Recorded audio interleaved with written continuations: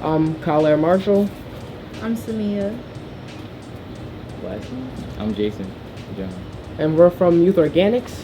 We are a group of kids that just want to have healthy foods in our communities. So we do gardening around here and try to make a community a healthy place for people. So today we're going to talk about soil contamination and specifically about lead, what you can do to protect yourself from it, where it comes from, and ways that soil can be made healthier and better to be growing vegetables in. Gardens have a lot of health benefits. Studies have shown that gardeners eat more fruits and vegetables than non-gardeners, and we know that eating fruits and vegetables is associated with reduced risks for a lot of diseases, including cancer, heart disease, diabetes, obesity.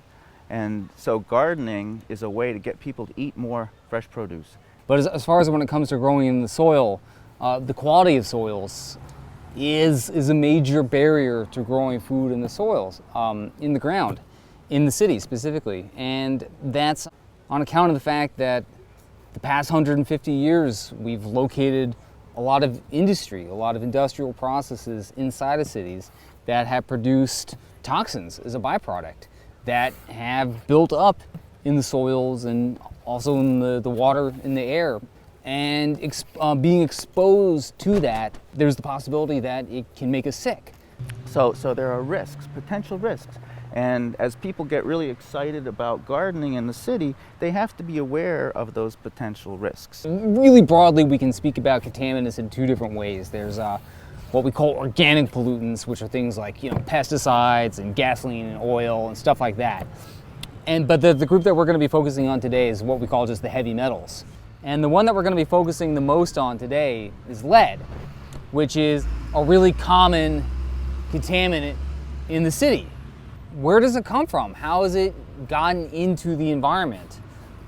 Up into the 1970s, you had lead as an additive in house paint and also in gasoline that we put in the cars. Old house paint used to be as much as like 50% lead. But what's happening now is that a lot of that old paint is flaking off the sides of the building, and that results in lead getting into the soil. Blood lead is a neurotoxin. It affects learning, it affects behavior. There have been a lot of studies that have been exploring what lead does. A real smart thing to do is doing a lead test, which can be done pretty simply, pretty affordably as well. $20 to $35 in that range. It's a smart thing to do, but also in that test, it's going to give you pretty valuable information about what sort of nutrients are in your soil anyway, like how much nitrogen, phosphorus. So that'll give you an idea, if your soil is also deficient, you might want to be adding things to it. So it's good information to have whether or not you do have a concern about lead. We're going to divide the area into different zones. So we're going to have one area that gets tested, and then another area, and then another area. That way, if there is lead in one of those areas, you would know which area it was in, and you can compare the different areas together. And that would help you decide, like, okay, if you have an area next to the house that has high lead levels, and then an area like further in the backyard that doesn't, maybe the area with the lower levels is where you would want to actually garden.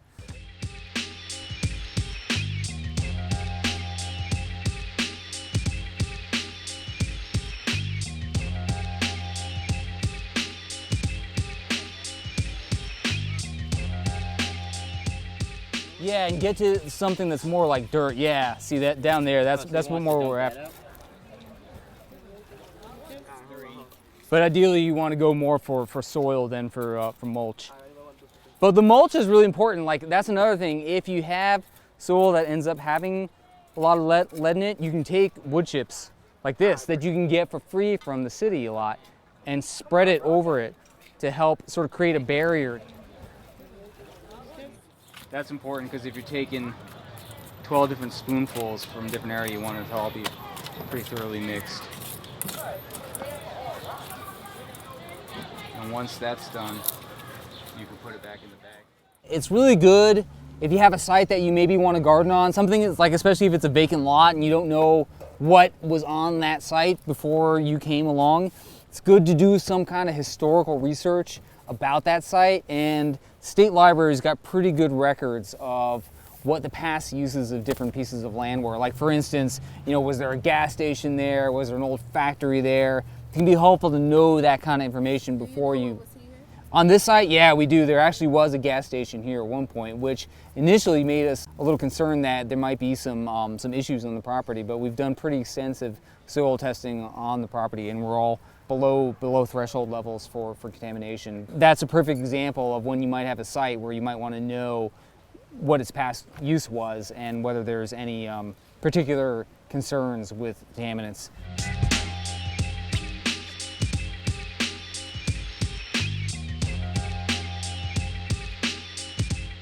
So testing soil, which you guys did just now, or at least you took samples that could be tested for lead, can be an important way to reduce exposure to soil contaminants like lead.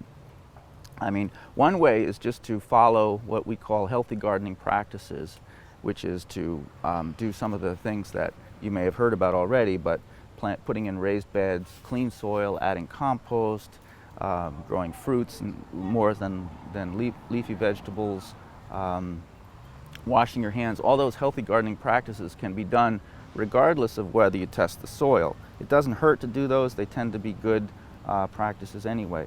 But if you really want to know how important it is to do those healthy gardening practices, you can test your soil and you can send your samples off to a lab, get your results for lead, and then you have to decide how high that level of lead is. Now, you need to be aware that a high number in the hundreds or thousands, that's a concern, and you really have to do something about it. A low number, 100 or below, it's not so bad.